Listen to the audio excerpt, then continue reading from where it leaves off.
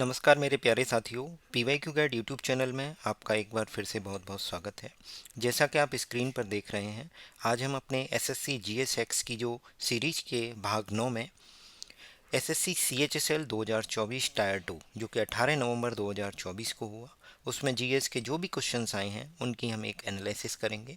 किस तरीके से क्वेश्चंस रिपीट हुए हैं, क्या क्या आपसे एसएससी सीएचएसएल मेंस 2024 में पूछे जा सकते हैं, और साथ ही साथ आपको वो एक ऐसी एनालिसिस मिलेगी जो कि यूट्यूब पर अभी तक अवेलेबल नहीं है। और हमारी जो जीएसएक्स की सीरीज है ये काफ़ी मददगार साबित होगी आपके लिए। बने रहिए हमारे साथ। अगर आपको वीडियो पसंद आती हैं तो चैनल को सब्सक्राइब कीजिए, वीडियो को लाइक कीजिए और कमेंट कीजिए जो भी आपको फीडबैक है, क्या हम इम्प्रूव कर सकते हैं और कैसा हमारी ये कोशिश आपके लिए कैसे मददगार साबित हो रही है। आइए शुरुआत करते हैं C H S L 2024 tier 2 की। पहला क्वेश्चन देखिए, 18 नवंबर को हुआ है ये। क्या है, निम्नलिखित में से किसने 1893 में शिकागो में आयोजित अखिल विश्व धार्मिक सम्मेलन यानी धर्म संसद बोला गया यानी पार्लियामेंट ऑफ रिलीजन में भाग लिया था? तो ये तो सबको पता है, स्वामी विवेकानंद जी। मान लो किसी को नहीं पता है तो वो प्रीवियस ईयर क्वेश्चन अगर अच्छे से करके जा रहा है तो वो बहुत बेहतर तरीके से इस क्वेश्चन का आंसर देके अपने 3 नंबर पक्के कर सकता है। Who among the following participated in the All World Religious Conference यानी parliament of religion held in 1893 in Chicago? Swami Vivekananda.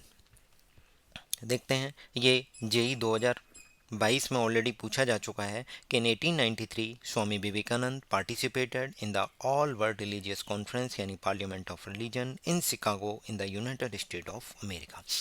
ये भी पूछा जा सकता है कि शिकागो है कहाँ है, तो शिकागो कहाँ है, यूनाइटेड स्टेट ऑफ अमेरिका में।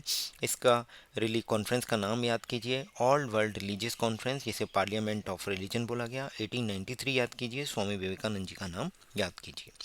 आपसे मैं कमेंट करके पूछूंगा, स्वामी विवेकानंद जी के बचपन का नाम बताइए। स्वामी विवेकानंद जी के का चाइल्डहुड नेम मुझे कमेंट करके बताइए। क्लियर है। नेक्स्ट क्वेश्चन देखते हैं। ये SSC selection post graduate level में 10 नवंबर 2020 को पूछा गया है। Who among the following participated at the parliament of the religion held in Chicago USA in सितंबर 1893? तो स्वामी विवेकानंद जी। आप देखिए प्रीवियस ईयर क्वेश्चन कितने इंपॉर्टेंट रोल प्ले कर रहे हैं आपके एग्जाम को क्लियर कराने के लिए। ये क्वेश्चन देखिए, whose speeches at the world parliament of religion held in September 1893 made him famous as a orator of by the divine right and as a messenger of Indian wisdom to the world? ये दोनों title उनके याद कर लीजिए कि विवेकानंद जी ने जब 1893 सितंबर 1893 में शिकागो में जो पार्लियामेंट ऑफ संसद हुई उसमें जब अपना भाषण दिया था तो उन्हें इस नाम से वो फेमस हो गए थे। क्या, orator by the divine right या messenger of the Indian wisdom to the western world? Clear है। अगला प्रश्न फिर से एसएससी जीडी में ऑलरेडी 2024 में, ये फरवरी 24 में हुआ, एसएससी ऑलरेडी पूछ चुकी है कि world parliament religion at the Chicago in 1893। तो क्या है, स्वामी विवेकानंद। मैं आपको बता रहा हूँ कि जैसे एसएससी का कोई भी एग्जाम होता है, जैसे अभी एमटीएस का एग्जाम है, अब उसमें 66 पेपर हुए हैं, भाई उनको अच्छे से करके जाइए। बाकी मैं भी आपके लिए वो एनालिसिस लेके आऊँगा कि किस तरीके से आपको एमटीएस के एग्जाम से जो क्वेश्चन है ना 66 शिफ्टों के, तो आप 66 इंटू 25 कर लीजिए, इतने जो क्वेश्चन है ये सारे के सारे आपसे इन्हीं में से ही पूछे जाने के पूरे पूरे चांसेज हैं। ये जो 2024 में जैसे आपका सीपीओ का एग्ज़ाम हुआ है, सीएचएसएल का हो गया, टायर 1 का, सीजीएल का हो गया, और आपका सिलेक्शन पोस्ट का हुआ है, जेई का हुआ है, इन सभी क्वेश्चन से देखिए 2024 से डायरेक्ट उठ के क्वेश्चन आए आपके सामने। क्लियर है। तो क्वेश्चंस अच्छे से करके जाने हैं। एनालिसिस हमारे चैनल पर आती रहेगी इसी तरीके से, काफ़ी हेल्पफुल हो रही हो अगर आपके लिए मेरी ये छोटी सी कोशिश, तो आप प्लीज़ कमेंट करके ज़रूर बताइए आपको क्या और टॉपिक पर वीडियो चाहिए वो भी बताइए। बस आपसे हाथ जोड़ के मैं रिक्वेस्ट करूँगा कि ज़्यादा से ज़्यादा शेयर कीजिए। यूट्यूब अपना रोल प्ले नहीं कर रहा है, यूट्यूब हमारी वीडियो को लोगों की फीड तक नहीं पहुँचा पा रहा है, इसलिए आपसे रिक्वेस्ट है कि आप वो काम कीजिए जिससे कि हमें मोटिवेशन मिले, हम ज़्यादा से ज़्यादा वीडियो जो आपके लिए ला सकें। जहाँ जहाँ शेयर कर सकते हो वहाँ शेयर कीजिए आप। सीजीएल 2023 टायर 1 में ऑलरेडी पूछा जा चुका है, where did Vivekananda participated at world parliament of religion? तो क्या है, शिकागो। शिकागो यानी कहाँ पे है, यूएसए में। क्लियर है। अगला क्वेश्चन देखेंगे, 100 के अप्रोक्स स्लाइड हैं इसमें, एग्जैक्ट 100 ही हैं। Combined higher and graduate level in CHSL tier 2 में अगला पूछा गया है कि पीएच वैल्यू ऑफ कर्ड बतानी है, यानी दही के पीएच की वैल्यू बतानी है। तो भाई हमें पता है कि दही जो है दूध से बनता है, एक लैक्टोबैसिलस करके कुछ बैक्टीरिया है, वो जो है वो क्या करता है, फर्मेंटेशन की प्रक्रिया करेगा। फर्मेंटेशन की प्रक्रिया से क्या होगा कि दूध में जो विटामिन बी 12 की जो दही है, मतलब दूध में, दूध से दही बनेगा तो न्यूट्रिशनल क्वालिटी बढ़ जाएगी। कैसे कि विटामिन बी 12 जो है उसकी मतलब उसकी विटामिन बी 12 जो है उसकी कंटेंट बढ़ जाएगा, जिससे कि क्या है वो न्यूट्रिशियस हो जाएगा दही दूध के कंपेयर में। ठीक है, लैक्टिक एसिड होता है। और आपको क्या ध्यान रखना है कि अब जो है दही होता है थोड़ा सा खट्टा, तो खट्टा है तो दूध के कंपेयर में उसकी पीएच क्या हो जाएगी, कम हो जाएगी, एसिडिक की तरफ चली जाएगी।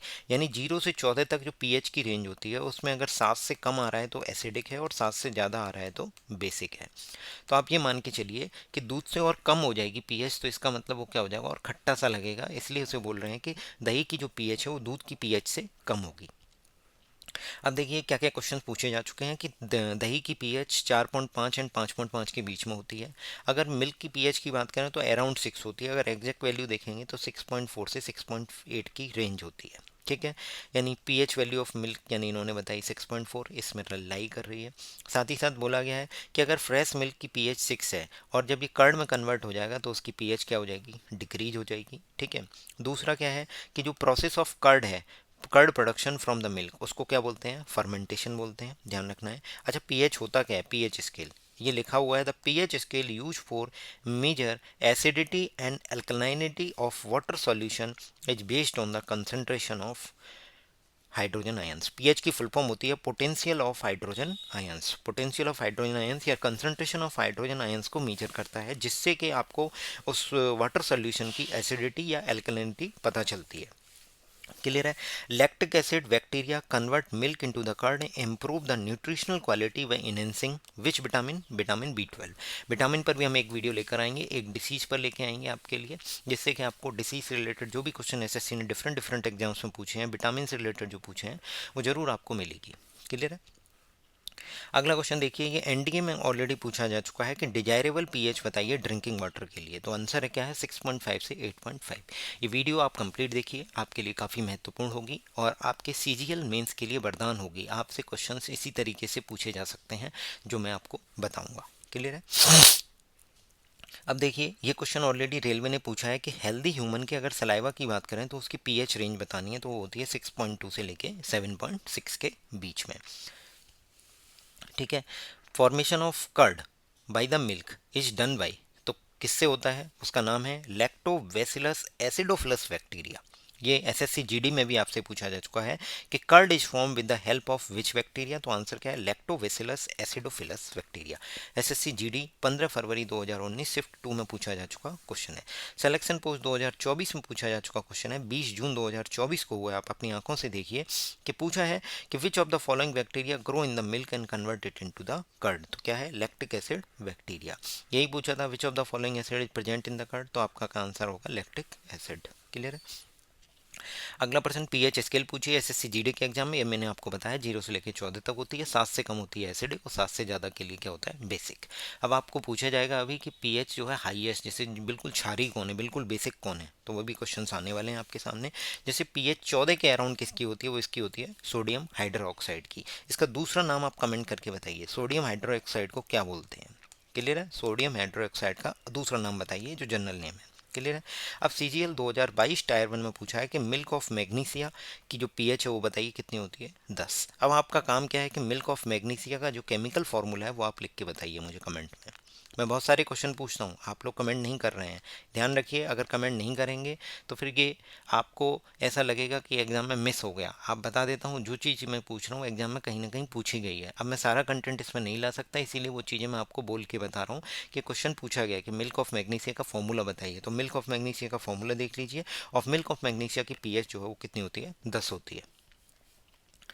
ठीक है, कर्ड और विनेगर टेस्ट सोर बिकॉज दे कंटेन्स, तो कर्ड है विनेगर है, इनका टेस्ट जो है खट्टा होता है, किसकी वजह से, क्योंकि उनमें एसिड होते हैं। कर्ड में कौन सा एसिड होता है आपको पता है, लैक्टिक एसिड। अब विनेगर में एसिटिक एसिड होता है। ये सब एसिड जो किस चीज़ में कौन सा एसिड है वो एनसीईआरटी में टेबल दी गई है, वो मैं आपको अभी बताने वाला हूँ, वो आपके एग्जाम के लिए काफ़ी महत्वपूर्ण है। एक वीडियो हम ऐसी भी लेके आएंगे जिसमें आपने देखा होगा एसएससी सीजीएल के मेंस को अगर एनालिसिस की होगी तो उसमें देखा होगा बहुत सारी मैचिंग्स पूछी गई, कम से कम 5-6। तो हम जितनी भी एसएससी सीजीएल ने अब तक की मैचिंग पूछी हैं जिस एग्जाम में, सबको एक साथ कंबाइंड लेकर आएंगे आपके लिए मैचिंग की, एसएससी जीएस हैक्स के नाम से। क्लियर है।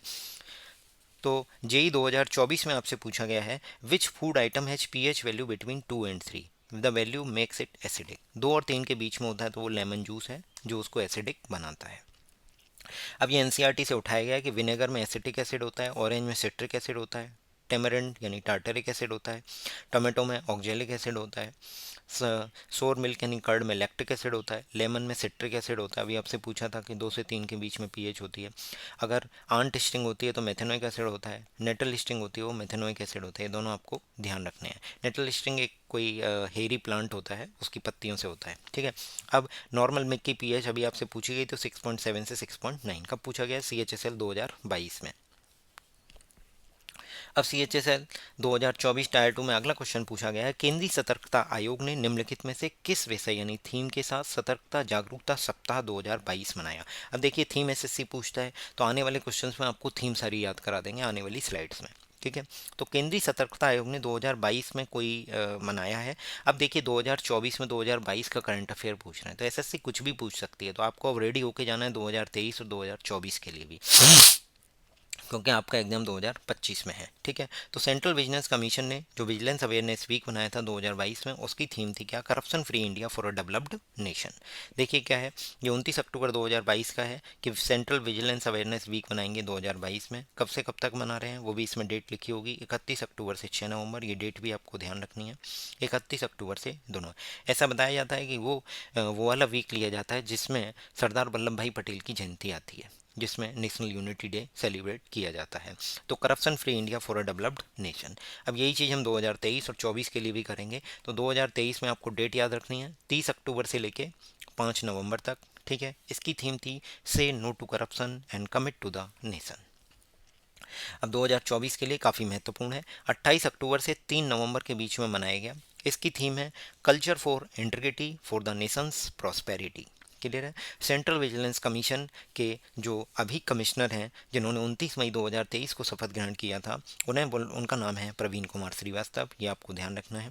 साथ ही साथ आपको क्या ध्यान रखना है कि जो सेंट्रल विजिलेंस कमीशन 1964 में सेटअप हुआ था, ठीक है। सेंट्रल विजिलेंस कमीशन 1964 किसके रिकमेंडेशन से सेटअप हुआ था? तो ये था संतानम कमेटी। संतानम कमेटी का नाम आपको ध्यान रखना है।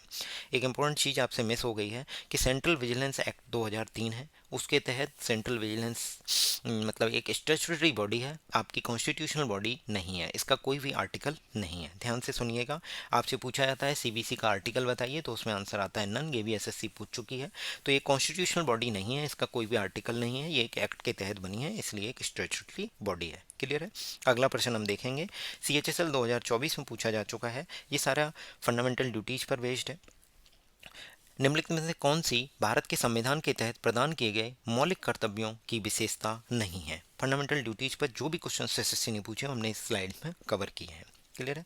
देखिए फंडामेंटल ड्यूटी यूएसएसआर से ली गई हैं, नॉन जस्टिसिएबल है, सही है। ये कंट्री को सिक्योर करने के इरादे से लाई गई थी, बिल्कुल सही बात है। आपसे ये भी पूछा गया है कि फंडामेंटल ड्यूटी बाद में क्यों लाई गई, इवन स्टार्ट में क्यों नहीं लाई गई थी, उसके पीछे भी कारण एसएससी ने पूछ लिया है। मतलब जब ओरिजिनल कॉन्स्टिट्यूशन था तो फंडामेंटल ड्यूटी नहीं डाली गई थी, बाद में आई हैं 42 संविधान संशोधन 1976 से। तो बाद में क्यों आई, ये क्वेश्चन पूछा है एसएससी ने। Duties are enforceable by law, तो ये नहीं है, ये लॉ के द्वारा इन्फोर्सेबल नहीं होती हैं। ये स्टेटमेंट क्या हो जाएगा? इनकरेक्ट हो जाएगा। क्लियर है। 10वें मौलिक कर्तव्य, ये भी सीएचएसएल 2024 में आप देखिए कि फंडामेंटल ड्यूटी पे 2 क्वेश्चन पूछ लिए हैं। 10वें मौलिक कर्तव्य के बारे में पूछा गया है। तो 10वां मौलिक कर्तव्य होता है to strive towards excellence in all spheres of the individual and collective activity. मतलब आप एक्सीलेंस की तरफ भागिए अपने इंडिविजुअल स्पेयर्स में और कलेक्टिव एक्टिविटी में। क्लियर है। अब देखिए ये गवर्नमेंट की वेबसाइट से हमने फंडामेंटल ड्यूटी ली है। शुरू में जो स्वर्ण सिंह कमेटी है उन्होंने 8 रिकमेंडेशन दी थी, 8 फंडामेंटल ड्यूटी होनी चाहिए। बाद में फाइनली जाके स्वर्ण सिंह कमेटी के जो 8 कंट्री थी उसमें 10 टोटल कर दी गई और हमारी 10 फंडामेंटल ड्यूटी आर्टिकल 51 में जोड़ दी गई थी 42वें संविधान संशोधन 1976 के तहत। बाद में क्या हुआ कि 2002 में गवर्नमेंट ने 86वां संविधान संशोधन लाया, 86 कॉन्स्टिट्यूशन अमेंडमेंट एक्ट, जिसके तहत 11वीं फंडामेंटल ड्यूटी भी जोड़ी गई। इसको भी आपको ध्यान रखना है। अभी क्वेश्चन में 10वीं पूछी गई थी, वो क्या है? To strive towards excellence in all spheres of individual collectivity so that nation constantly rise to higher level of the end. यदि हमारी इंडिविजुअल की ग्रोथ होगी, इंडिविजुअल एक्सीलेंस की तरफ बढ़ेगा तो नेशन भी ऑटोमेटिक ग्रो करेगा। तो वही चीज़ बताई गई है। मैं एक बार रीड कर देता हूँ, बाकी आप कहेंगे तो मैं इसकी एक शॉर्ट ट्रिक की वीडियो भी लेकर आऊँगा कि आपको ये कैसे याद रखनी है सारी fundamental duty series wise. Clear है? आप कमेंट करके बताइए। To avoid by the constitution respect its ideals institution the national flag and the national anthem, ये ध्यान रखना है। To cherish and follow the noble ideas which inspire the national struggle for freedom. तीसरा है to uphold and protect the sovereignty unity and integrity of the nation. Sovereignty की spelling देख लीजिए, SSC spelling error में कई बार पूछी जा चुकी है। फोर्थ ड्यूटी है to defend the country and render national services which when called upon to do so. जब बुलाया जाए तो नेशनल सर्विस के लिए आप तैयार रहिए कंट्री को डिफेंड करने के लिए। अगला है to promote harmony and spirit of the common brotherhood among all the people of India transcending religious, linguistic, and regional sectional diversity, to renounce the practice of derogatory to the dignity of women।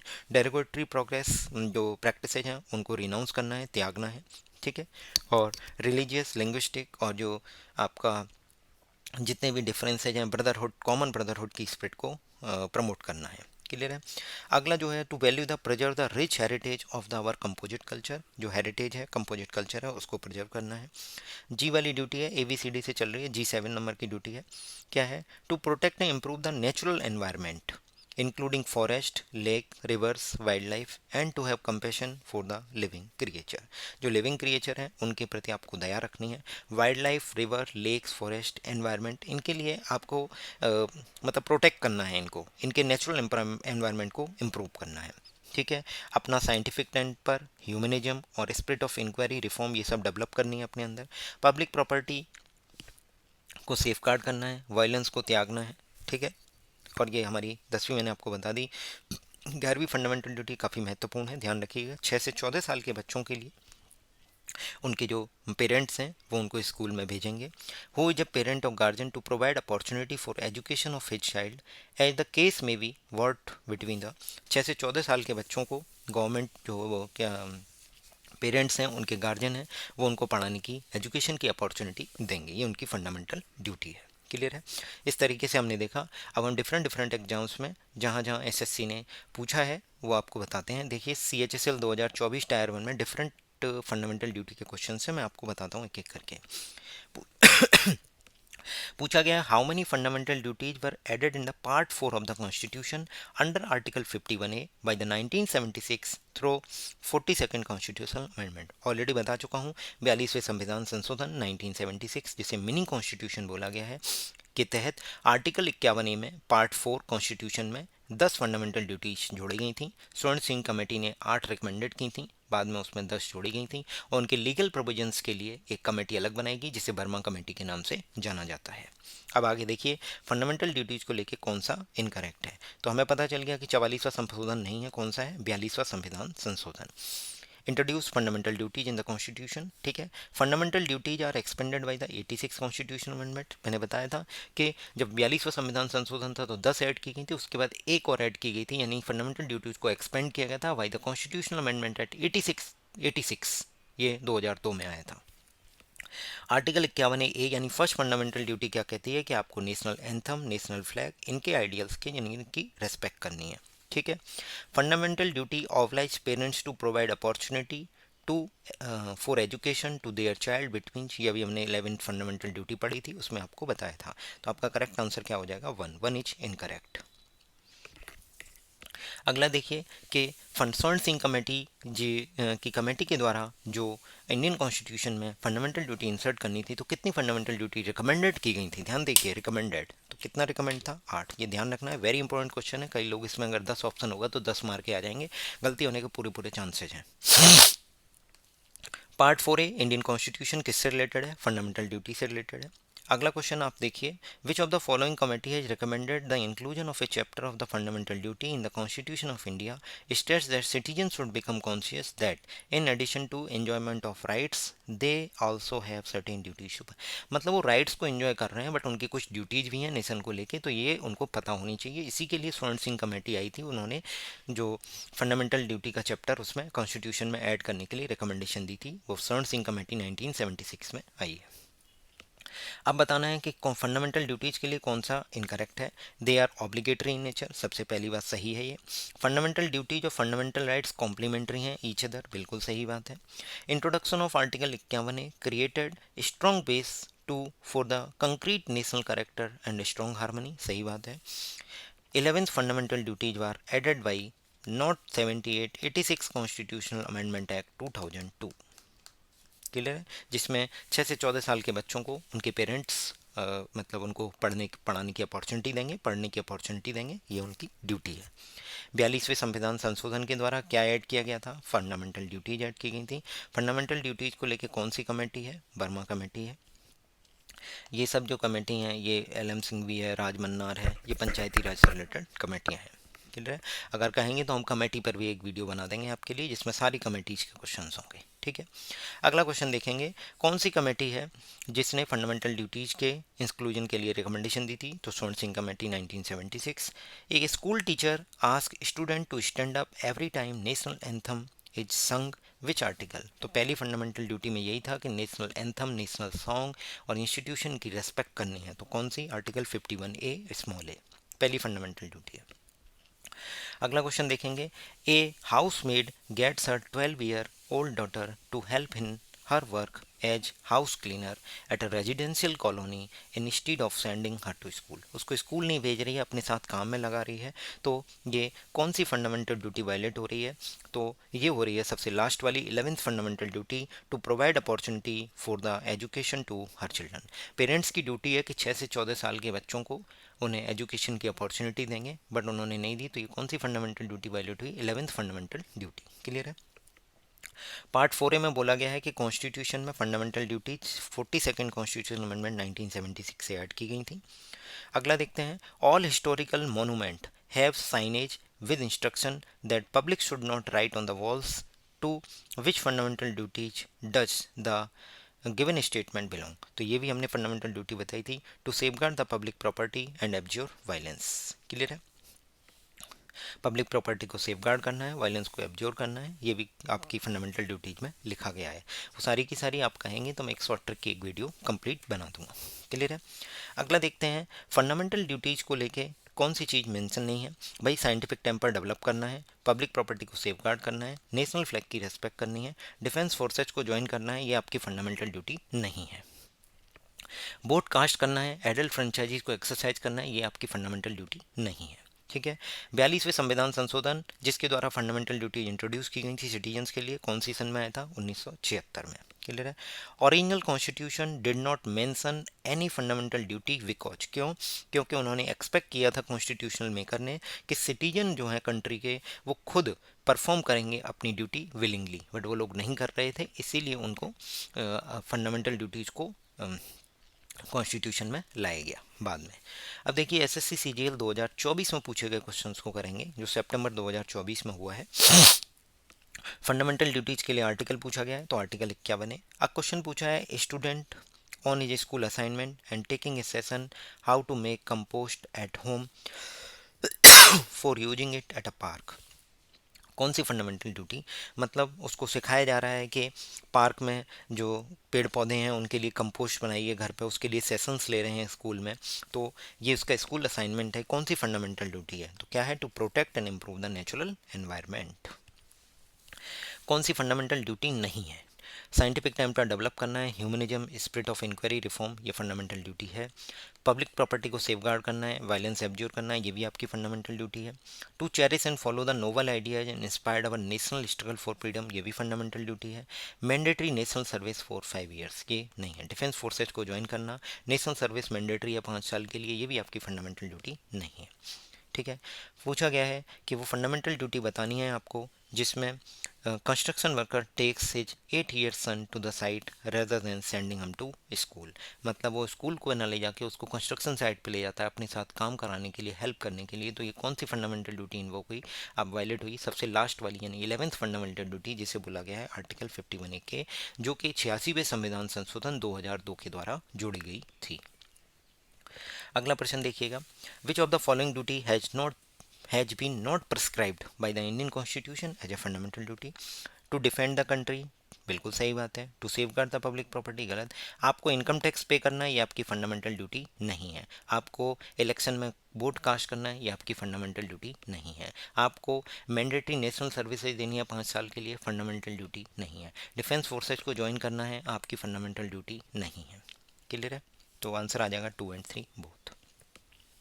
Which fundamental duty applies on you when you see a few school students on the educational trip to Humayun Tomb writing their names on the wall? जबकि जब आप किसी monuments में जाते हैं तो वहाँ पे लिखा है कि दीवारों पर ना लिखें, साइनेज हैं, बोर्ड हैं वहाँ पे, बट फिर भी बच्चे लिख रहे हैं, तो कौन सी फंडामेंटल ड्यूटी वायलेट कर रहे हैं उनको बताना चाहिए, हमें उन्हें अवेयर करना चाहिए। तो ये है सेफ गार्ड पब्लिक प्रॉपर्टी, ये हमारी फंडामेंटल ड्यूटी है। कौन सी हमारी फंडामेंटल ड्यूटी नहीं है? फिर से पूछा है। To value the preserve the rich heritage, countries composite culture, सही बात है। To safeguard the public property and abjure violence, ये भी फंडामेंटल ड्यूटी है। To uphold and protect the sovereignty, unity and integrity of the nation, ये तीनों fundamental duty हैं। To prohibit trade in rare and endangered species, भाई हम endangered species और rare species हैं उनके ट्रेड को प्रोहिबिट करने का सरकार का काम है, हमारा काम नहीं है। हमें उन्हें बचा के रखना है, ये हमारा काम है कि हम उनके प्रति दया का भाव रखें, कंपैशनेट रहें। हमें उनके ट्रेड को लेके कोई काम नहीं करना, ये सरकार का काम है, जो वाइल्ड लाइफ प्रोटेक्शन एक्ट लेके आई थी सरकार। Which of the following commission or committee identified the existence of legal provision for the implementation of some of the fundamental duties? तो legal provisions के लिए कौन सी थी? Justice Verma committee. फिर देखिए कौन सा फंडामेंटल ड्यूटी में इन्वोक किया है कि when you see in a private party that Indian flag had been used as a covering for the speaker's desk. आपको पता है कि जो नेशनल फ्लैग और नेशनल एंथम से रिलेटेड जो भी फंडामेंटल ड्यूटी, वो पहली फंडामेंटल ड्यूटी है, आर्टिकल 51A। क्लियर है? अगला क्वेश्चन देखते हैं। Which fundamental duty applies to you when you see your college friend starts fighting with the canteen person when he passed a few anti religious statement? तो कौन सी fundamental duty apply होती है? To promote the harmony and spirit of the brotherhood. To promote the harmony and the spirit of the brotherhood नाम की जो fundamental duty है वो आपकी अप्लाई होती है। क्लियर है? अगला प्रश्न देखेंगे कि कौन सी कमेटी है जिसने लीगल प्रोविजंस के, मतलब जो फंडामेंटल ड्यूटीज के इम्प्लीमेंटेशन के लिए लीगल प्रोविजंस की एग्जिस्टेंस होनी चाहिए, उसे बोला था जस्टिस वर्मा कमेटी ने। CGL 2023 के टायर 1 के क्वेश्चंस करेंगे जो फंडामेंटल ड्यूटी पर बेस्ड हैं कि इसमें से कौन सी फंडामेंटल ड्यूटी नहीं है। तो मैंने आपको बताया था टू कास्ट वोट या एडल्ट फ्रेंचाइजी एक्सरसाइज करना आपकी फंडामेंटल ड्यूटी नहीं है, ये सारी की सारी आपकी फंडामेंटल ड्यूटी है। फंडामेंटल ड्यूटी किस कॉन्स्टिट्यूशनल अमेंडमेंट के द्वारा ऐड की गई थी? 42वें संविधान संशोधन 1976 के द्वारा। ये फिर से पूछ लिया। SSC CGL 2023 के क्वेश्चन कर रहे हैं टायर 1 के। Fundamental duties are not placed in part 3। तो फंडामेंटल ड्यूटीज पार्ट 3 में प्लेस नहीं की गई, क्यों? कारण है क्योंकि पार्ट 3 जो है फंडामेंटल राइट्स हैं, और फंडामेंटल राइट्स जो हैं वो जस्टिसिएबल हैं, जबकि जो हमारे फंडामेंटल ड्यूटीज हैं वो नॉन जस्टिसिएबल हैं, इसलिए दोनों को एक ही पार्ट में नहीं रखा गया, उसके लिए पार्ट 4 बनाया गया। क्लियर है? क्योंकि पार्ट 3 क्या है? जस्टिसिएबल, फंडामेंटल राइट जस्टिसिएबल है। स्वर्ण सिंह कमेटी के बारे में पूछ लिया है। फंडामेंटल ड्यूटीज ऐड की गई थी किसके रिकमेंडेशन से? तो स्वर्ण सिंह कमेटी। कितनी रिकमेंड की थी? 8। ठीक है। पूछा गया है किस अमेंडमेंट एक्ट के द्वारा फंडामेंटल ड्यूटीज ऐड की गई थी? तो 42वें संविधान संशोधन के द्वारा। क्वेश्चंस रिपीट हो रहे हैं, आप देख रहे होंगे किस फ्लो में चल रहा है हमारा जो वीडियो है, आप देखें किस तरीके से क्वेश्चंस बार बार रिपीट हो रहे हैं। कौन सी कमेटी ने फंडामेंटल राइट्स को के रिकमेंडेशन दी थी? तो स्वर्ण सिंह कमेटी ने। अच्छा, पहली कंट्री का नाम बताना है जिसने फंडामेंटल ड्यूटी अपने कॉन्स्टिट्यूशन में इनकॉर्पोरेट की थी, वहाँ से हमने सीखा था, तो वो था USSR। USSR की फुल फॉर्म आप कमेंट करके मुझे बताइए। अगला क्वेश्चन पूछा गया है कि feature of the fundamental duty in the Indian constitution adopted from the देश सोवियत यूनियन यानी USSR। आपको अगर आप चाहेंगे तो मैं एक वीडियो ऐसी भी लेके आऊँगा कि जिसमें आपको केवल और केवल जितनी बोरोइंग्स हैं, मतलब कॉन्स्टिट्यूशन में कहाँ से क्या क्या आइटम बोरो किया गया, उस पर एक वीडियो आ जाएगी आपके लिए। क्या क्या SSC पूछ चुकी है अब तक और क्या आपसे पूछा जाएगा SSC CGL 2024 मेंस में। ये वीडियो एवरग्रीन रहने वाली हैं, एवरग्रीन कंटेंट है हमारा GS का। फंडामेंटल ड्यूटीज जो हैं वो स्टेटरी हैं but not enforceable by law हैं, but taken into account by the court while educating any matter. अगर कोर्ट चाहे तो उसको किसी मैटर को एजुकेट करने के लिए कोर्ट ले सकता है अपने संज्ञान में, बट फंडामेंटल ड्यूटीज स्टेटरी हैं, नॉन इन्फोर्सेबल बाई लॉ हैं, नॉन जस्टिसिएबल हैं। ठीक है। SSC CGL 2021 में पूछे गए हैं। कि फंडामेंटल ड्यूटीज ऐड की गई थी किसकी लीडरशिप में, कौन प्राइम मिनिस्टर थे तब 1976 में, कौन थे, श्रीमती इंदिरा गांधी जी। ठीक है। फंडामेंटल ड्यूटीज का जो है कौन से पार्ट में ऐड किया गया, पार्ट 4A में। क्लियर है। To safeguard the public property and abjure violence क्या है आपकी, एक फंडामेंटल ड्यूटी है। कौन सी फंडामेंटल ड्यूटी थी, अभी हमने देख लिया था पूरा। How many fundamental duties are provided in the Indian constitution, present में 11 हैं, पहले 10 थी, फिर एक बाद में ऐड हुई है। अगला क्वेश्चन देखेंगे, 50 स्लाइड्स हो चुकी हैं हमारी। Fundamental duties of a fundamental duty of a parent or guardian to provide opportunity for education to his child as the case may be varied between 6 and 14। अभी बताया था 86वें संविधान संशोधन 2002 के द्वारा संविधान में 11वीं फंडामेंटल ड्यूटी ऐड की गई थी, जिसमें पेरेंट्स की ड्यूटी है कि अपने बच्चों को जो 6 से 14 साल के बच्चे हैं उनको पढ़ने की अपॉर्चुनिटी देंगे। तो यही आपकी 11वीं फंडामेंटल ड्यूटी है, 2002 में ऐड की गई थी। Not mention in the Indian constitution as a fundamental duty, harmony promote करनी है, सेफ गार्ड करना है पब्लिक प्रॉपर्टी का, टू डिफेंड द कंट्री सही है, टू रेस्पेक्ट द एल्डर्स, ये आपकी फंडामेंटल ड्यूटी में नहीं लिखा हुआ है। Fundamental duties are content in which article, तो आर्टिकल 51A। क्लियर है। अगला 2017 टायर 1 में पूछे गए क्वेश्चंस को देखते हैं एसएससी सीजीएल में। How many fundamental duty are mention in the Indian constitution, 11। कौन सा पार्ट है फंडामेंटल ड्यूटीज को लेके, तो पार्ट 4A और आर्टिकल 51A।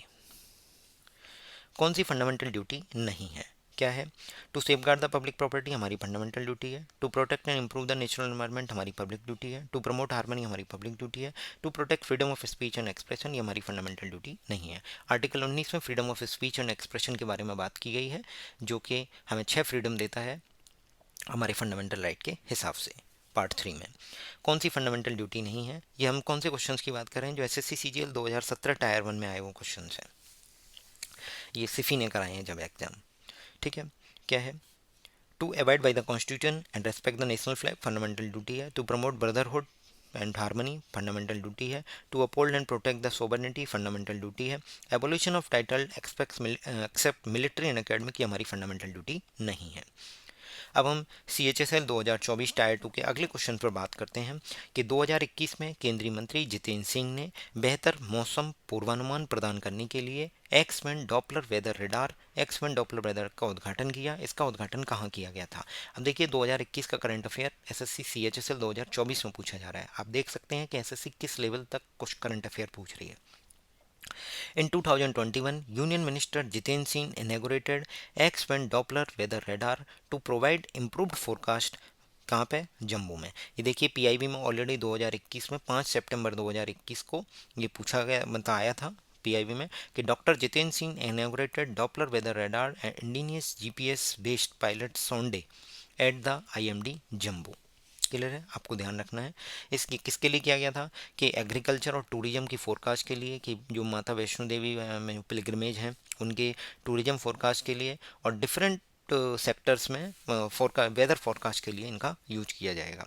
अब डॉपलर वेदर रडार पे भी क्वेश्चन पूछा है, मैं आपको बता देता हूँ क्या है। ये कब पूछा गया, सीजीएल 2023 टायर 1 में। What is the instrument that send pulse of electromagnetic energy into the atmosphere, detect rainfall and determine its speed है। मतलब जो electromagnetic energy, electromagnetic wave atmosphere में जाएंगी, टकराएंगी, वापस आके हमें बताएंगी कि भाई रेन होगी या स्नो होगी, रेनफॉल होगी या हेल होगा और उसकी स्पीड और इंटेंसिटी क्या होगी। तो ये सब कैसे पता चलता है, डॉपलर वेदर रडार से। क्लियर है। ये जो ओवर स्पीडिंग का चालन होता है ये भी डॉपलर इफेक्ट के थ्रू एक रडार से होता है। ठीक है। अब देखिए ये 2024 में, ये आपके एग्जाम में एसएससी सीजीएल 2024 में इसमें आने के पूरे पूरे चांसेज हैं। 2024 में कुछ 10 X band Doppler weather radar जो है नॉर्थ ईस्ट और हिमाचल रीजन में, नॉर्थ ईस्ट और हिमाचल ये दोनों ध्यान रखने हैं। ये पहले वाले क्या थे, जम्मू के थे, ये नॉर्थ ईस्ट और हिमाचल के लिए इन्होंने जितेंद्र सिंह ने इनोग्रेट किए हैं। इसमें लिखा हुआ है कि north east state of India and Lahaul and Spiti district of Himachal Pradesh. आपको ध्यान रखना है 10 एक्स-बैंड डॉपलर वेदर रडार है। अगला देखते हैं CHSL 2024 में क्या पूछा गया कि भाई टॉरेड जोन क्या होता है, उष्णकटिबंधीय जोन क्या होता है।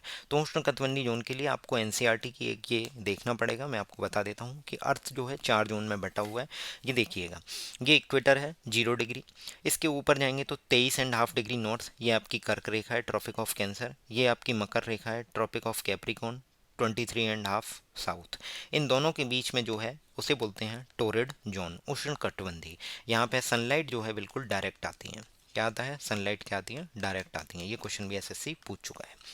अच्छा, अगर हम नॉर्थ की साइड बढ़ेंगे तो 66.5 पर जो है आपका जो है आर्कटिक सर्किल होता है, और 66.5 पर जो है वो अंटार्कटिक सर्किल होता है, साउथ और नॉर्थ। अगर ट्रॉपिक ऑफ कैप्रिकॉर्न और अंटार्कटिक सर्किल के बीच में देखेंगे तो उसे बोलते हैं साउथ टेम्परेट जोन, क्योंकि वो साउथ डायरेक्शन में है। इसी तरीके से अगर नॉर्थ में जाएंगे तो आर्कटिक सर्किल और जो ट्रॉपिक ऑफ कैंसर है उनके बीच में होता है नॉर्थ टेम्परेट जोन। ठीक है। अब नॉर्थ पोल और आर्कटिक सर्किल के बीच में होता है फ्रिजिड जोन, यहाँ बर्फ ही बर्फ रहती है। अंटार्कटिक सर्किल और साउथ पोल के बीच में होता है फ्रिजिड जोन। इस पर डिफरेंट डिफरेंट क्वेश्चन एसएससी पूछ चुकी है। मैंने सारे क्वेश्चंस कवर नहीं किए हैं, ये आपको समझा दिया है। इसी पे क्वेश्चंस आपसे पूछे जाएंगे डिफरेंट डिफरेंट। एक दो क्वेश्चंस मैंने कवर किए हैं, आपको बता देता हूँ। देखिए, तो समझ में आ गया कि टॉररेट जोन किस किस के बीच में है। आपका ट्रॉपिक ऑफ कैंसर और ट्रॉपिक ऑफ कैप्रिकॉर्न के बीच का एरिया है। क्लियर है? ग्रीन वाला। अब देखिए, ये एमटीएस में एसएससी ने 2017 में पूछा है, 16 सितंबर को एग्जाम हुआ था। What is the zone between tropic of cancer and tropic of Capricorn, torrid zone. तो प्रीवियस क्वेश्चन आप अच्छे से करके अगर जा रहे हैं ना पिछले 5 6 8 सालों के, तो आपका सिलेक्शन तय है अच्छी रैंक से। Torrid zone line between which of the following. अब उसने इनके नाम पूछ लिए, कैंसर और कैप्रिकॉर्न ना देख के उसने वो एल्टीट्यूड लैटिट्यूड पूछ लिए। तो 23.5 नॉर्थ और 23.5 साउथ, कहता है ये tropic of cancer, tropic of Capricorn.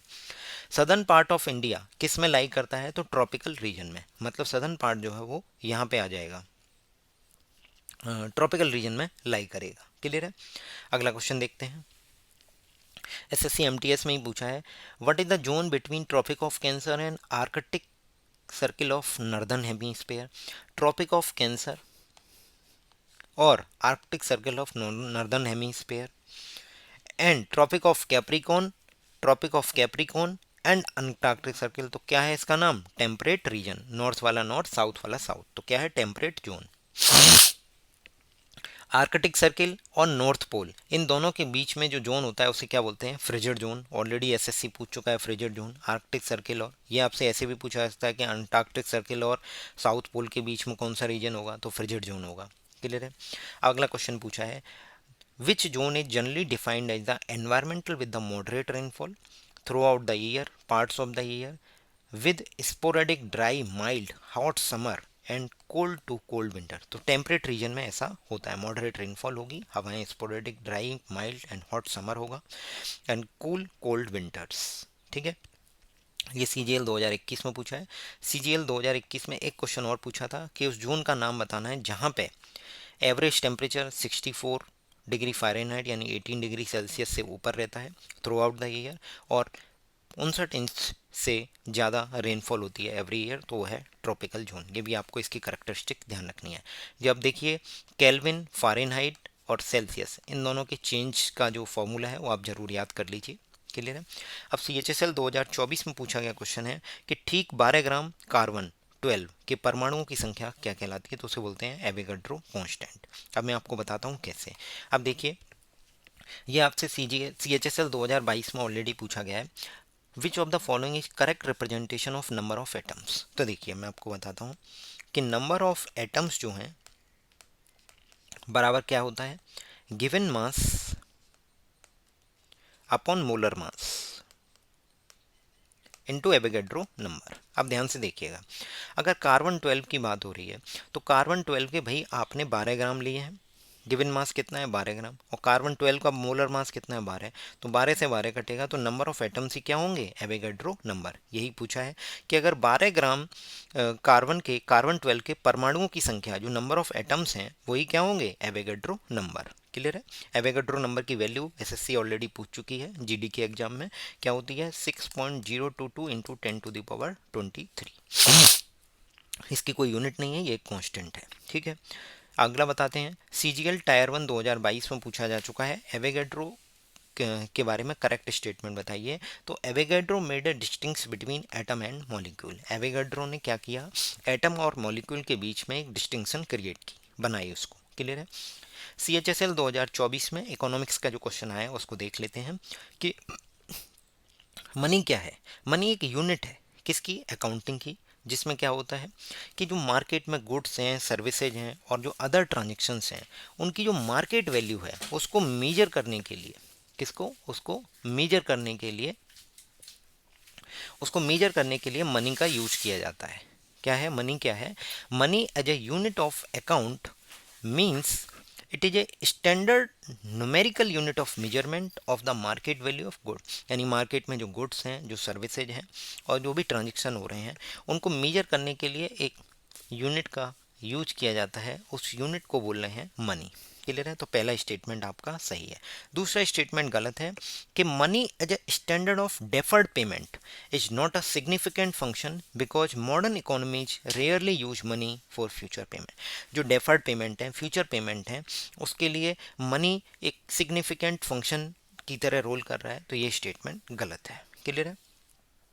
अगला क्वेश्चन हम देखेंगे, भारत की जनगणना कितने चरणों में होती है? तो 2 चरणों में। ये एसएससी ऑलरेडी पूछ चुका है जीडी के एग्जाम में कि how many phases was the last census 2011 conducted? तो 2 फेजेस, 1 2 यानी 02। अगला देखते हैं, CHSL 2024 टायर 2 में पूछा है, भारत के सर्वोच्च न्यायालय के क्षेत्राधिकार के संबंध में कौन सा कथन सही है? तो देखिए, ओरिजिनल जुरिडिक्शन को लेके जो आर्टिकल है वो आर्टिकल 100 कितना है? आर्टिकल 131 है। कितना? 131। यहाँ आर्टिकल 30 है, ये गलत है। Original jurisdiction extend to any dispute between the government of India and one or more state, सही है। ओरिजिनल जुरिडिक्शन का मतलब ही यही है, गवर्नमेंट ऑफ इंडिया और वन और मोर स्टेट के बीच में जो है सलाम, जो भी विवाद हैं उनको सुलटाना। क्लियर है? अब ये स्टेटमेंट गलत है। Supreme court of India has a wide advisory jurisdiction over the all courts and tribunal, गलत बात है। Original jurisdiction of the supreme court can be invoked by A certificate granted by the high court, गलत बात है। तो ये सही कथन केवल यही है कि original jurisdiction extend to any dispute between the government of India and one or more state. अब मैं आपको बताता हूँ कि एसएससी ने डिफरेंट एग्जाम्स में ओरिजिनल जुरिडिक्शन पे क्या क्या क्वेश्चंस पूछे हैं। हमारा 75 स्लाइड्स हो चुकी हैं, 100 स्लाइड्स हैं टोटल। बनी रही है, अभी वीडियो बहुत काम की है, काफ़ी हेल्पफुल होगी। CHSL टायर 1 2022 में पूछा गया है, which of the following jurisdiction of the supreme court allow it to settle dispute between the centre and state among state. Centre और स्टेट के बीच में जो डिस्प्यूट है उनको सेटल करने के लिए हमारा कौन सा जुरिडिक्शन है? ओरिजिनल जुरिडिक्शन, जिसका आर्टिकल है 131। बाकी आर्टिकल्स भी आपको याद होने चाहिए कि रिट को लेके 2 आर्टिकल हैं, सुप्रीम कोर्ट के लिए आर्टिकल 32 है और हाई कोर्ट के लिए आर्टिकल 226 है।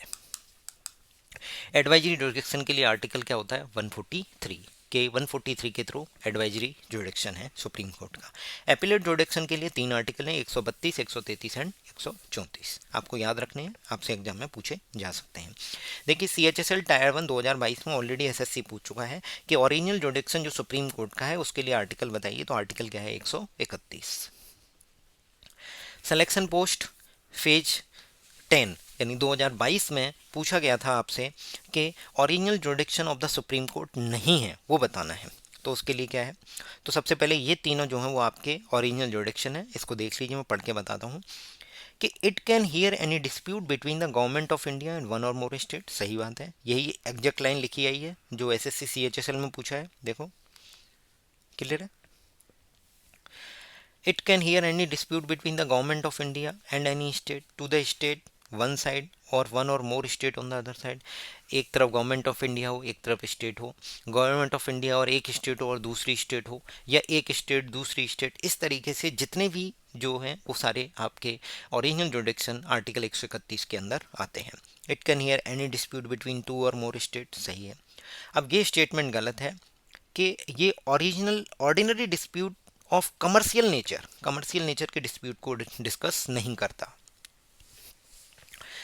हमारा CHSL 2024 में पूछा गया है कि जो एंटी करप्शन डे 2021 में एक एनुअल इवेंट है, मनाया गया था करप्शन को कॉम्बैट करने के लिए, तो ये कितनी तारीख को मनाया जाता है? तो ये मनाया जाता है 9 दिसंबर को। अब आपका काम क्या है कि 16 जनवरी को कौन सा दिवस मनाया जाता है, 19 अगस्त को और 4 फरवरी को। आपको ये याद करना है कि कौन कौन से डे मनाए जाते हैं। अब आपसे जो मुझे एक्सपेक्टेड है कि आपसे एसएससी पूछ सकती है कि 2021 का पूछा है। अब देखिए, 2024 में एग्जाम हो रहा है, 2021 का करंट अफेयर पूछ रहे हो आप।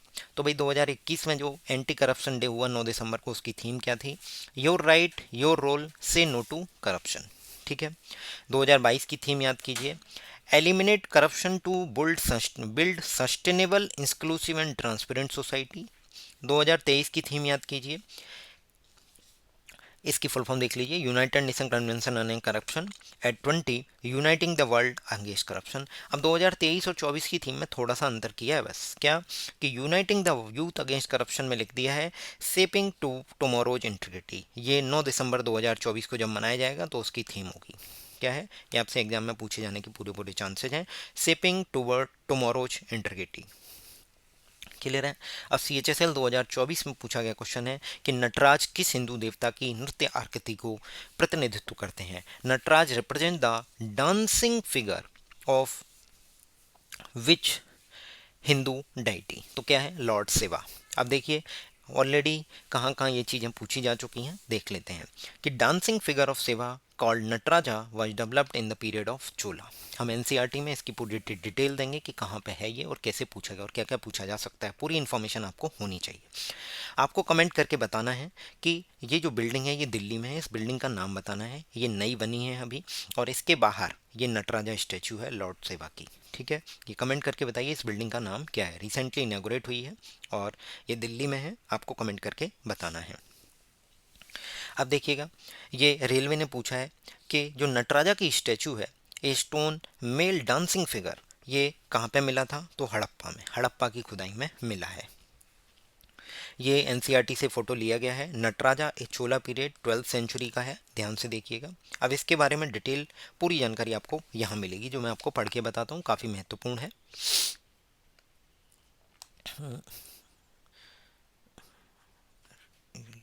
ठीक है, देखिए नटराजा के लिए क्या क्या लिखा हुआ है कि भैया Shiva is associated with the end of cosmic world. Shiva जो है कॉस्मिक वर्ल्ड के एंड से एसोसिएटेड है।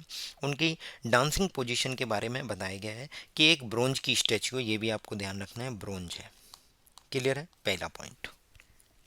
दूसरा, उनका जो राइट लेग है, राइट लेग वो बैलेंस कर रहा है, ये वाला राइट लेग है। क्लियर है। और जो पैर के नीचे सप्रेस कर रहे हैं उसको बोल रहे हैं अपस्मारा। अपस्मारा कौन है? Demon of ignorance and forgetfulness. तो उसको दिखाया है इसमें डांस करते हुए कि उन्होंने उसके ऊपर पैर रखा हुआ है, तो उसको दिखा रहे हैं सप्रेसिंग राइट लेग से। क्लियर है।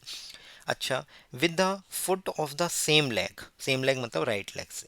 अब ध्यान से देखिएगा, जो लेफ्ट लेग है उसको बोला गया है कि ये भुजंग भुजंग त्रस्ता स्टेंस में है, ये जो लेफ्ट लेग है। क्लियर है, ये भी आपको वर्ड याद रखना है, जो रिप्रेजेंट कर रही है किसको? त्रिभव, त्रिभव, त्रिभव को रिप्रेजेंट कर रही है, ये आपको ध्यान रखना है। दूसरा, अब देखिए 4 हाथ हैं, इस हाथ में डमरू है। ठीक है, इस ये जो पोस्चर है, ये दोनों पोस्चर मिल रहे हैं, इस हाथ में आपकी मसाल है, उसको दिखाया गया है कि जो राइट हैंड है वो अभय हस्ता है, ये अभय हस्ता है, ये वाला, ये अभय हस्ता है राइट वाला ये। और ये वाला जो है इसका भी नाम है, इसका नाम है डोला हस्ता। क्या नाम है? डोला हस्ता। हाथ की जो पोजीशन है, एक स्टैंड है, एक नीचे की तरफ डायरेक्शन में, उसको दिखाया गया है। ठीक है, डमरू है, his favourite musical instrument to keep on beat tala, beat tala का नाम याद रखना है। और ध्यान से सुनिएगा, अब इनके जो हेयर्स हैं उसको देखिएगा, ये इससे मिल रहे हैं, इससे मिल रहे हैं। तो देखिए क्या लिखा है, his hair locks fly on the both side of touching the circular jwalamala, इसको बोला गया है ज्वालामाला।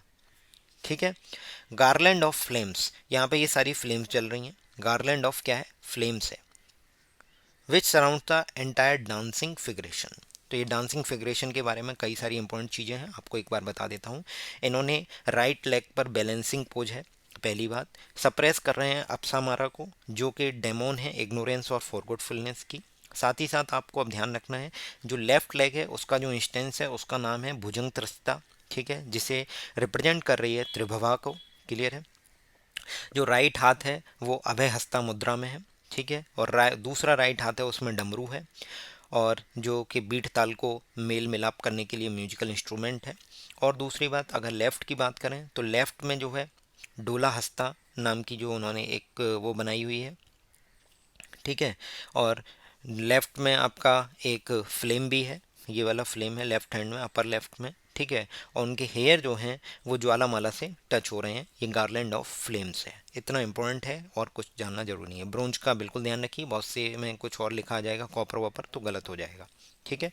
अगला देखते हैं, बासी और गीली ब्रेड के ऊपर रुई जैसी समृद्धि कॉटनी ग्रोथ हो जाती है, वो किसकी वजह से है? आपके फंगस की वजह से। देखिए एनसीईआरटी में दिया गया है ऑलरेडी ये क्वेश्चन। क्या पूछ रहे हैं? Cottony white greenish thread-like substance found on the old bread is due to attack by which of the following organism? तो ये क्या है, इसका आंसर क्या होगा? फंगी, फंगी या फंगस। क्लियर है? ब्रेड और इडली जो फूल जाती है वो किसकी वजह से? यीस्ट सेल की वजह, यीस्ट सेल की ग्रोथ की वजह से। ये क्वेश्चन मैंने क्यों बताया? क्योंकि ये एस एनसीईआरटी की किताब में दिया गया, मुझे लगा इंपॉर्टेंट है तो आपको मैंने बता दिया, इसी से रिलेटेड है। अब देखिए एनसीईआरटी में जो माइक्रो ऑर्गेनिज्म फ्रेंड एंड फो वाला चैप्टर है, उसमें माइक्रो ऑर्गेनिज्म और माइक्रोब्स के बारे में बताया है। उसमें बताया कि 4 तरीके के माइक्रो ऑर्गेनिज्म हैं, bacteria, fungi, protozoa and algae. अब इसमें जो इम्पोर्टेंट है वो हम देख लेते हैं। क्या है कि during the rainy season moist bread gets spoiled and its surface is covered with the grayish white patches। तो ये ग्रेस वाइट कैसे इसमें लिखा है, such as the fungus that grow on bread. तो किसकी वजह से है? फंगस की वजह से। आप देखिए एनसीईआरटी से डायरेक्ट क्वेश्चन आ रहे हैं। अब देखिए सीएचएसएल 2024 टायर 2 में दूसरा क्वेश्चन पूछा गया आइंस्टीन को लेके कि 1905 में प्रसिद्ध समीकरण E बराबर mc² का प्रतिपादन किसने किया था? तो अल्बर्ट आइंस्टीन ने। अब आइंस्टीन को लेके इस क्वेश्चन को ऑलरेडी एसएससी कहाँ पूछ चुका है उसको देख लेते हैं। सिलेक्शन पोस्ट के एग्जाम में ऑलरेडी ने एसएससी ने ये क्वेश्चन पूछा जा चुका है। क्या है? इन ए न्यूक्लियर फिजन, ध्यान से देखिएगा, fission the difference in masses, that is delta m, between the original nucleus and the product nuclei gets converted into the energy E at the rate of governed by the famous equation E बराबर del M C square. मतलब nuclear fission के process में जो difference of mass है, जो original nucleus का मास है और जो प्रोडक्ट न्यूक्लियाई है उसका मास, उन दोनों के डिफरेंस है वो एनर्जी में कन्वर्ट हो जाता है। किस रेट से? ये किसने बताया था? 1905 में सबसे पहले डेराइव किया था हमारे अल्बर्ट आइंस्टीन ने। सेम क्वेश्चन एसएससी सीएचएसएल में रिपीट हो गया है, आप देख सकते हैं। अल्बर्ट आइंस्टीन के लिए पूछा गया है कि थ्योरी ऑफ रिलेटिविटी की किसने डेवलप किया था? तो अल्बर्ट आइंस्टीन ही ने। फोटोन का आविष्कार भी किसने किया है? अल्बर्ट आइंस्टीन ने। इलेक्ट्रॉन, प्रोटॉन, न्यूट्रॉन नहीं है, फोटोन है। इस क्वेश्चन के लिए मुझे खेद है, ये मुझे कहीं मिला नहीं। सीएचएसएल 2024 में कहीं जो भी वीडियो पीडीएफ आई थी उनमें कोई भी क्वेश्चंस नहीं था। ये मिलेगा तो मैं आपको बता दूंगा, ठीक है। चैनल से जुड़ने के लिए आप हमारे टेलीग्राम चैनल का लिंक डिस्क्रिप्शन में दिया गया है, आप जाके ज्वाइन कर सकते हैं। अगर हमारे एसएससी गेम चेंजर को ज्वाइन करना चाहते हैं, जहां पे प्रीवियस ईयर क्वेश्चन के जीएस के क्वेश्चंस को क्विज फॉर्मेट में अवेलेबल कराया जाता है, शिफ्ट वाइज आप अपना अटैम्प्ट कर सकते हैं। अगर किसी लगता है मल्टीपल टाइम्स अटैम्प्ट करना है तो अपने डिफरेंट फैमिली मेम्बर्स के नाम से जो टेलीग्राम अकाउंट है उनके थ्रू भी ज्वाइन कर सकते हैं, जिससे कि आप डिफरेंट मतलब मल्टीपल टाइम्स क्वेश्चन को अटैम्प्ट कर पाएंगे। क्लियर है? सारी लिंक डिस्क्रिप्शन में दी गई हैं, आप जाके ज्वाइन कर लीजिए। सीएचएसएल 2024 में ये एक क्वेश्चन पूछा गया है कि ओरोग्राफिक रेनफॉल के बारे में। अब ओरोग्राफिक रेनफॉल के बारे में आप देखिए ऑलरेडी सीएचएसएल 2024 टायर 1 में पूछा गया है। क्या पूछा गया है कि ओरोग्राफिक रेनफॉल कब होती है?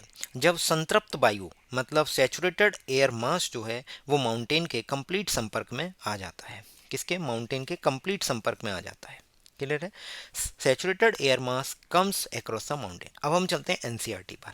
एनसीईआरटी में पहली लाइन ही यही लिखी हुई है, when the saturated air mass comes across the mountain orographic rainfall occur. इसे रिलीफ रेन भी बोला जाता है। मैं आपको पूरा समझा दूंगा क्या है ये, तो ध्यान से देखिए। The rain fed and rain shadow area are the characteristic of, यानी ये माउंटेन है, ये माउंटेन है तो ये रेन फेड एरिया है, यहाँ पे रेन हो रही है, और ये रेन शेडो एरिया, यहाँ पे रेन नहीं होगी। क्लियर है? अब देखिए इस पूरे को समझ लेते हैं, उससे पहले इसको देखिएगा कि ये ऑर्गोफिक रेनफॉल के बारे में कौन सी चीज़ करेक्ट है।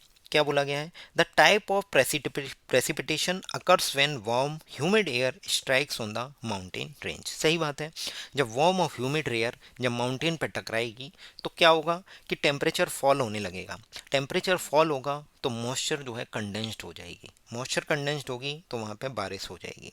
उस बारिश की वजह से क्या होगा, जब विंड ऊपर की तरफ और चढ़ रही होगी तो जब दूसरे स्लोप पे नीचे की तरफ जाएगी तो टेम्परेचर राइज होने लगेगा, टेम्परेचर बढ़ेगा, गर्मी होगी नीचे की तरफ क्योंकि नीचे स्लोप पे उतर रही है। जब वो उतरेगी मॉइस्चर होगी तो वहाँ पे क्या होगा कि मॉइस्चर इंक्रीज हो जाएगी। इसकी वजह से वहाँ पे जो लीवर्ड स्लोप बोलते हैं, क्या बोलते हैं, लीवर्ड, LWARD,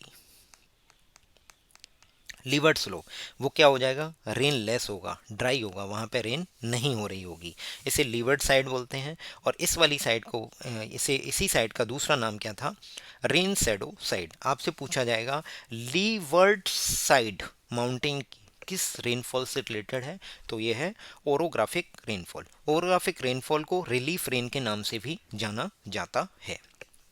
पूरा समझाता हूँ दोबारा से। एक सैचुरेटेड एयर मास जब माउंटेन के पास आएगा, यहाँ पे ये जो वार्म मॉइस्ट एयर होगी, जब इससे टकराएगा तो ऊपर जाएंगे तो टेम्परेचर क्या हो जाएगा, राइज हो जाएगा। यही लिखा हुआ है, टेम्परेचर वो सॉरी टेम्परेचर फॉल होगा क्योंकि ऊपर क्या होगा, नेगेटिव ठंड होगी, माउंटेन की तरफ बढ़ रही है यार, तो टेम्परेचर क्या होगा, फॉल होगा। इससे क्या होगा, मॉइस्चर जो है वो कंडेंस्ड हो जाएगी, मॉइस्चर कंडेंस्ड हो जाएगी, वाटर वेपर बन जाएगी और रेनफॉल कर देगी। अब ये हवा जब पार होकर नीचे की तरफ जा रही होगी तो नीचे की तरफ क्या होगा, टेम्परेचर बढ़ने लगेगा, टेम्परेचर बढ़ेगा तो ये क्या होगा, यहाँ पे गर्मी हो रही होगी, तो यहाँ पे क्या होगा, ड्राई जैसा होगा, एयर डिसेंड कर रही है, तो यहाँ पे बारिश नहीं होगी, इसलिए इसको बोला गया है रेन शैडो रीजन। यही इसमें लिखा गया है, देख लेते हैं। After giving rain on the windward side, इसे विंडवर्ड साइड बोला गया है, विंडवर्ड साइड या फिर rain fed side. These winds reaches the other slope, they descends and their temperature rises. यहाँ पे जब आएगी तो उसका टेम्परेचर राइज कर जाएगा और capacity to take moisture increase, तो उनकी जो मॉइस्चर लेने की कैपेसिटी है वो बढ़ जाएगी क्योंकि वो ड्राई विंड्स होंगी। उसके बाद क्या होगा, लीवर्ड स्लोप जो है रिमेन रेनलेस रहेगा और ड्राई रहेगा, और area situated on the leeward side which gets less rainfall, उसे बोला जाएगा क्या, rain shadow area, rain shadow area. तो आपको पता चल गया, आपकी ये वाली जो साइड है इसका नाम है विंडवर्ड साइड, विंडवर्ड साइड, और ये है लीवर्ड साइड। इसको दूसरे दूसरे नामों से जानता है, रेन शैडो यानी और ये रेन फेड। क्लियर है, रेन शैडो, रेन फेड, या फिर आपको बस एक नाम ध्यान रखना है, रिलीफ रेन के नाम से किसको जाना जाता है, ओरोग्राफिक रेनफॉल। आपसे एसएससी सीजीएल मेंस में पूछा जा सकता है। आप सभी से मेरा एक विनम्र निवेदन है कि आपको अगर ये मेरी वीडियो पसंद आती है तो चैनल को लाइक कीजिए, चैनल को सब्सक्राइब कीजिए, वीडियो को लाइक कीजिए, अपना कमेंट करिए जो भी क्वेश्चंस मैंने पूछे हैं और वो काफ़ी महत्वपूर्ण हैं, आपके एग्जाम में पूछे जाने के पूरे पूरे चांसेस हैं। इस वीडियो में मैंने काफ़ी कॉम्प्रिहेंसिव तरीके से पूरी एनालिसिस की है एसएससी सीएचएसएल टायर 2 मेंस की। आप सभी से रिक्वेस्ट है, आप इसे ज़्यादा से ज़्यादा शेयर कीजिए। जितना शेयर करेंगे जितना अच्छा रिस्पॉन्स आएगा। यूट्यूब अपना काम नहीं कर रहा है कि वो हमारी वीडियोज़ को ज़्यादा लोगों तक नहीं पहुंचा पा रहा है, तो आपसे विनती है कि आप वो काम करिए जिससे कि ज़्यादा रिस्पॉन्स आएगा और हम वीडियो आपके लिए लाते रहेंगे इसी तरीके से। आप सभी का बहुत बहुत धन्यवाद, thank you so much. Video पूरी देखिएगा, नोट्स बनाइएगा।